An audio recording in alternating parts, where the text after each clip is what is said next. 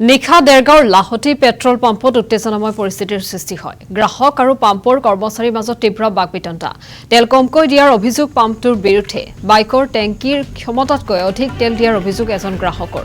বাইকৰ টেংকিৰ ক্ষমতা 13 লিটাৰ, কিন্তু পাম্পৰ কৰ্মচাৰীয়ে 14 লিটাৰ পেট্ৰল ভৰায়। পাম্পৰ কৰ্মচাৰীয়ে তেলখিনি বাইকৰ পৰা উলিয়াই পুনৰ জোখাৰ ব্যৱস্থা কৰে।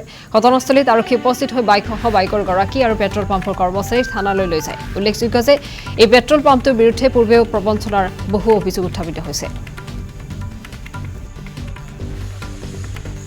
টেংকি কেপাচিটি আপোনাৰ অটো কাটত 13 লিটাৰ হয়। তাৰ ওপৰত যদি তেল যায়, কিন্তু 2 লিটাৰ 3 লিটাৰ সেইটো তেল বেছি যায়েই। 2-3 লিটাৰ বেছি গুচি যায়, বেছি যায়েই, জোৰে নেকি টেংকিত?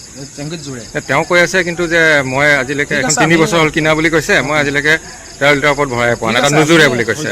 তেওঁ কৈছে আমি অভিযোগটো তেখেতৰ আমি তেল জুখি দেখুৱাই দিম। আপোনালোকে প্ৰমাণ কৰি দিব? আমি প্ৰমাণ কৰি দিম, কিন্তু সেই অভিযোগ যদি ভুল নাই, এতিয়া আপোনালোকে যদি তেলটো উলিয়াব বাইকৰ পৰা, তাত তেওঁ আগৰ তেল আছে বুলি কৈছে নহয়। আগৰ তেল তেখেতে কৈছে 13 লিটাৰ তেল আছে, আমি 13 লিটাৰ এক্সট্ৰাকৈ ৰাখি ল'ম। এক্সট্ৰাকৈ ৰাখি লৈ আমি তেলটো জুখি দিম।